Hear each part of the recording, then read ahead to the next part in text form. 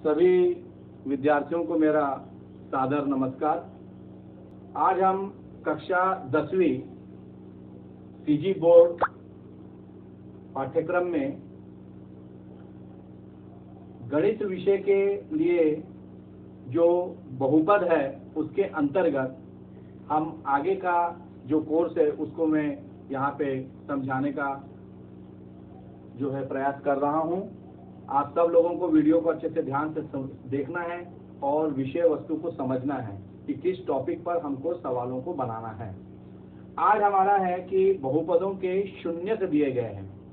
बहुपदों के शून्यक दिए गए हैं, अच्छे से समझेंगे। बहुपदों के क्या दिए गए हैं? आपको शून्यक दिए गए हैं और आपको उसके गुणनखंड निकालने हैं। तो शून्यक से गुणनखंड निकालना, गुणनखंड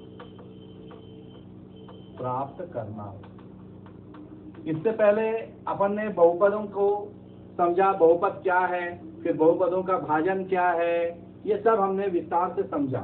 ठीक है। फिर बहुपदों के गुणनखंड कैसे निकालते हैं, फिर बहुपदों का मध्यपद को तोड़ के गुणनखंड कैसे निकालते हैं, इत्यादि इत्यादि सभी विषयों के बारे में, सभी टॉपिक के बारे में हमने जाना था और इससे संबंधित कुछ प्रश्नों को भी अपन ने हल किया था। और मुझे उम्मीद है कि इस वीडियो को, मेरे दिए गए सभी वीडियो को देखते हुए मैं आपको जो वीडियो भेजता हूं उसको देखते हुए आप लोगों ने बना लिया होगा, ऐसा मेरे को विश्वास है। और आगे भी आप लोग बराबर वीडियो को देखेंगे और इसको आप जानेंगे। किसी भी विषय से संबंधित आपको जब कोई तकलीफ होती है, कोई टॉपिक से संबंधित तकलीफ होती है, तो संबंधित टॉपिक को देखने के लिए आपको डिस्क्रिप्शन में जाके लिंक को देख लेना चाहिए। ठीक है। या फिर सीधा चैनल पे जाके भी आप सर्च कर सकते हो। ठीक है। तो आप लोगों को इस विषय को समझने के, इस टॉपिक को समझने के लिए आपको सबसे महत्वपूर्ण चीज है कि वीडियो को बार बार देखना बहुत जरूरी है। एक बार देखने से कुछ नहीं होता है, हमको बार बार समझने के लिए जरूरत पड़ेगा। ठीक है ना। इसका मतलब यह है कि मैं आपको जितने बार आप उस विषय को देखना चाहोगे उतने बार मैं आपको समझा रहा हूं, ये ऐसा आपको मानना चाहिए और समझना चाहिए। चलिए अब हम आते हैं टॉपिक के ऊपर में, है ना, कि हमको शून्य दिए गए हैं। तो हमारी जो सीधी पाठ्यक्रम की कक्षा 10वीं का जो गणित का पाठ्यक्रम है उसके अंतर्गत अध्याय एक बहुपद है, उसमें प्रश्नावली 4 का हम अभी कुछ सवालों को बनाते हैं। जैसे प्रश्नावली 4 के सवालों को अभी यहाँ पे अपन बना रहे हैं।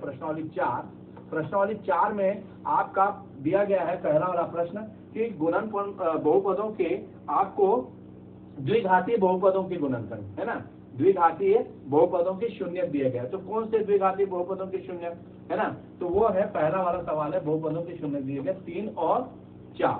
ठीक है ना। तो इसको अपन देखते हैं, 3 और 4 ये शून्यक है। तो अपन इसमें देखते हैं कि माना x बराबर 3 व x बराबर 4, ये शून्यक है ना। तो शून्यक ज्ञात करने के लिए अपने को क्या करना पड़ेगा, है ना, x ये बराबर की इधर लेके आएंगे, शून्यक को अपन 3 बराबर 0 हो जाएगा, है ना, तथा x ऋण 4 बराबर 0।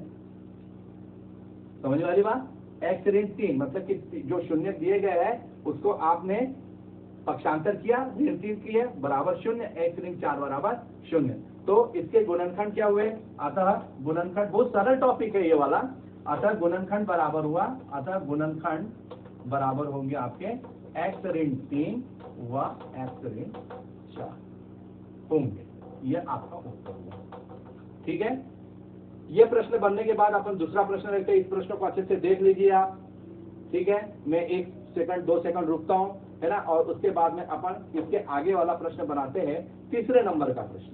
ठीक है ना। इसके आगे का अपन तीसरे नंबर का प्रश्न बनाते हैं जिसमें हमको दिए गए शून्य कौन कौन से हैं, है ना। तो दिए गए शून्य है अपने तीसरे प्रश्न में 1/2 और 1 माइनस में 1/2, मतलब ऋण 1/2।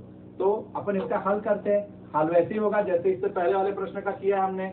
माना x बराबर 1/2 तथा x बराबर ऋण 1/2 शून्य है।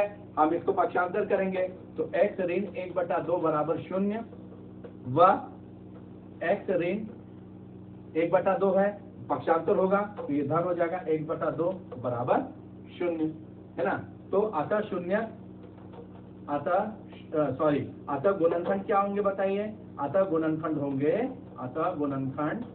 होंगे x ऋण 1/2 तथा x धन 1/2 होंगे। ये आपका इसका उत्तर होगा। ठीक है, चलिए अब इससे आगे का सवाल बनाते हैं अपन, है ना।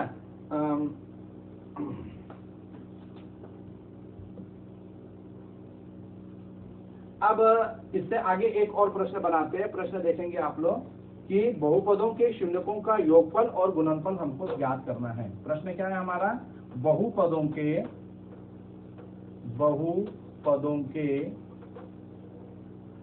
शून्यकों का योगफल एवं गुणनफल ज्ञात करना।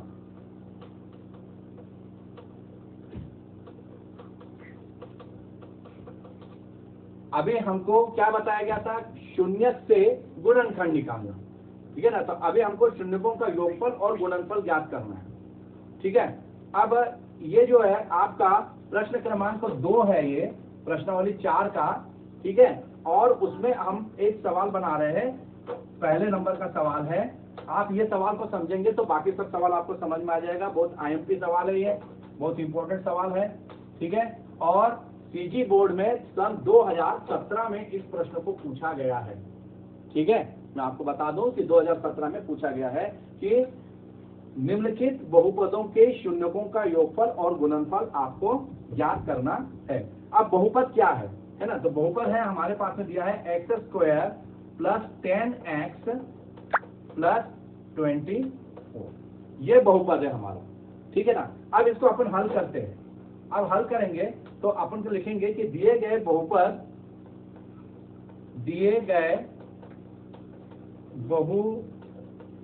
की तुलना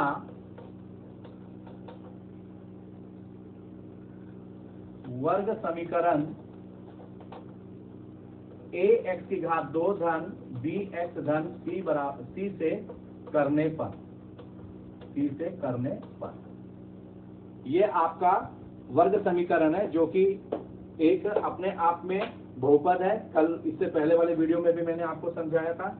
अब अपन तुलना करते हैं तो यहाँ हमको क्या मिल रहा है, देखिए यहाँ a बराबर 1 है, b बराबर 10 है और c बराबर जो है वो 24 है। शून्यकों का हमको क्या निकालना है, योगफल निकालना है। तो शून्यकों का योगफल यहाँ पे लिखेंगे, अतः शून्यकों का योगफल। तो शून्यकों का योगफल हो जाएगा आपका बराबर -b/a,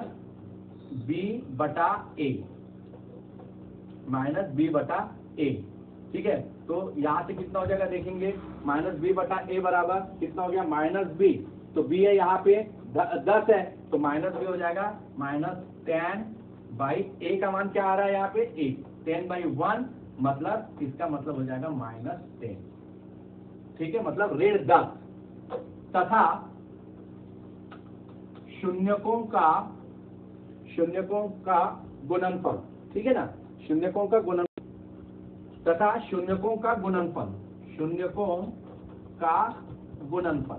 तो शून्यकों का गुणनफल जो होता है वो होता है c/a का अनुपात, ठीक है ना।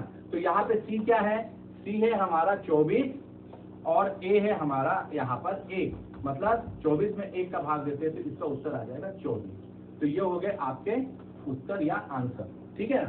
तो इस प्रकार हम लोगों ने यहाँ पे आज क्या क्या पढ़ा। पहला तो ये पढ़ा कि हमको शून्यकों से गुणनखंड बहुपदों के निकालने हैं, मतलब बहुपदों के शून्यक दिए गए हैं, आपको गुणनखंड बताने हैं। तो उससे 2 सवाल अपन ने समझे।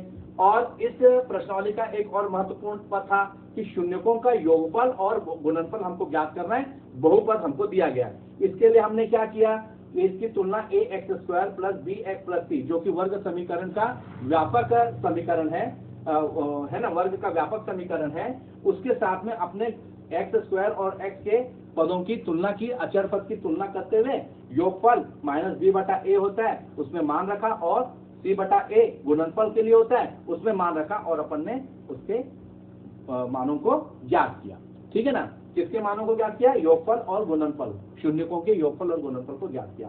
तो मुझे उम्मीद है कि अपना ये टॉपिक जो है आप लोगों को समझ में आ गया होगा।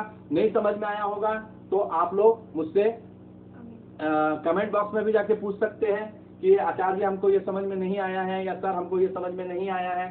ठीक है। और बहुपद से संबंधित ये अपना जो है 10वीं के पाठ्यक्रम के लिए अपना अंतिम वीडियो है ये इस पाठ से संबंधित। इसलिए बहुपद से संबंधित जितने भी आपको समस्याएं हैं आप डिस्क्रिप्शन में जाके उसकी लिंक पर जाकर उसको वीडियो को वॉच कर सकते हैं। आप लोगों को मैं पुनः एक बार निवेदन करूंगा कि हमारे को गणित समझना है, मतलब हमको गणित समझना है तो हमको बार बार वीडियो को देखना पड़ेगा। मैं बार बार बोल रहा हूं कि वीडियो को बार बार देखिए, समझिए, फिर तत्पश्चात उसका आप हल करिए। एक बार ऐसा लगता है कि हमको समझ में आ गया, लेकिन वो समझ में नहीं आता है। हमको बार बार वॉचिंग करनी पड़ती है, समझना पड़ता है, फिर देखकर उसको बनाना पड़ता है। तो मुझे उम्मीद है कि आप लोग गणित का बहुत अच्छे से प्रैक्टिस करेंगे वीडियो को देख के, और नहीं समझ में आएगा तो बार बार वीडियो को अवलोकन करेंगे और उसका प्रैक्टिस करेंगे। मुझे विश्वास है कि आप इसका अक्षरशः पालन करेंगे। धन्यवाद।